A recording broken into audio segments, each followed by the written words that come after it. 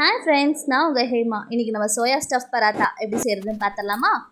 நான் கோதுமை மாவு எடுத்திருக்கேன். கோதுமை மாவில் கொஞ்சம் சால்ட்டும் கீயும் ஆட் பண்ணி வாட்டர் விட்டு நல்லா நான் பிசைஞ்சு எடுத்துக்க போகிறேன். கொஞ்சம் அழுத்தி பிசையும் போது நம்மளுக்கு சாஃப்டாக வரும்.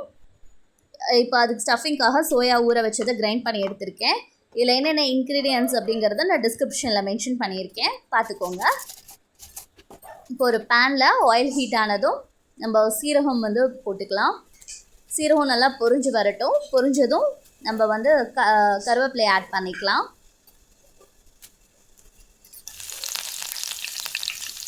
இப்போது நல்ல பெரிய ஆனியன் சாப் பண்ணி வச்சுருக்கேன். ஸோ அதையும் ஆட் பண்ணிக்கிறேன்.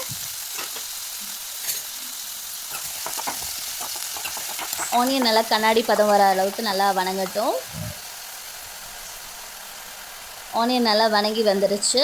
ஸோ ஆனியன் நல்லா வணங்கினதும் இதில் ஜிஞ்சர் கார்லிக் பேஸ்ட் ஆட் பண்ணிக்க போகிறோம்.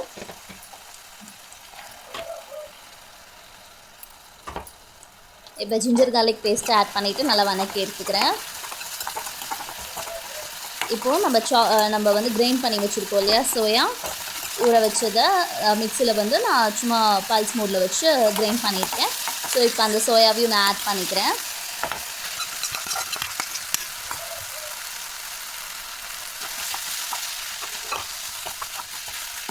இது சோயா போடுறதுக்கு முன்னாடி கொஞ்சம் ஆயில் எக்ஸ்ட்ரா ஆட் பண்ணிக்கோங்க. ஏன்னா சோயா போட்ட உடனே நம்மளுக்கு பாத்திரத்தில் ஒட்ட ஆரம்பிச்சிடும். ஸோ கொஞ்சம் கொஞ்சமாக ஆயில் விட்டு கிளறிட்டே இருங்க. உங்களுக்கே பார்த்தாலே தெரியும். நான் ஆயில் நிறைய யூஸ் பண்ணியிருக்கேன். பட் அப்படி இருந்தும் அது ஒட்ட ஆரம்பிச்சிச்சு. நம்ம கிரைண்ட் பண்ணி போட்டிருக்கனால அது சீக்கிரமாக ஸ்டிக் ஆகிருக்கும். ஸோ கொஞ்சம் கொஞ்சமாக ஆயில் ஆட் பண்ணிவிட்டு கிளறுங்க. இப்போது சால்ட் போட்டுக்கிறேன். இப்போ ஸ்பைசஸ் ஆட் பண்ணிக்கலாம். மிளகாய்த்தூள், மஞ்சத்தூள், சீரகத்தூள், கரம் மசாலா, பெப்பர் பொடி எல்லாத்தையும் ஆட் பண்ணி நல்லா கிளறிக்கிறேன்.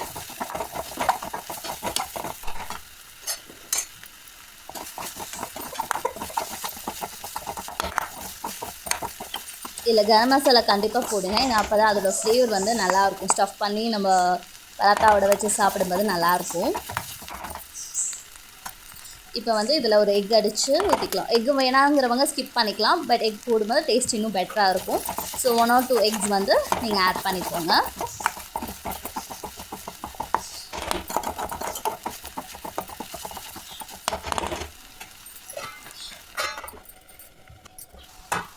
இப்போ நான் ஒரு லிட் போட்டு நல்லா கொஞ்சம் குக் ஆகிறதுக்காக நான் லிட் போட்டு க்ளோஸ் பண்ணிட்டேன்.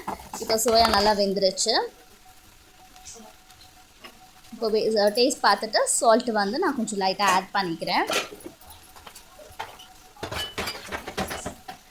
இது நம்ம சோயாவில் ஸ்டஃபிங் வைக்கும்போது இது வெஜ்ஜா நான்வெஜ்ஜா அப்படிங்கிறது கண்டிப்பாக கண்டுபிடிக்க கொஞ்சம் இதாக இருக்கும். பிகாஸ் சோயாவோட டேஸ்ட் நான்வெஜ் மாதிரி தான் இருக்கும்.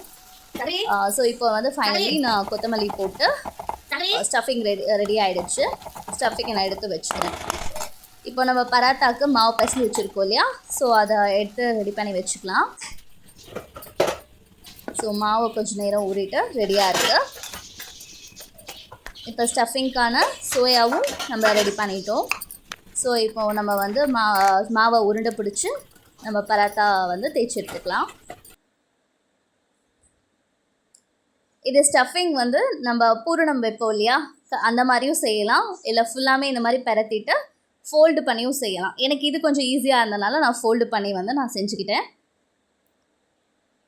ஆனால் மாவு கொஞ்சம் திக்காக பிடிச்சிக்கோங்க. ஏன்னா இல்லைன்னா ஸ்டஃபிங் எல்லாம் வெளியே வர ஆரம்பிச்சிடும்.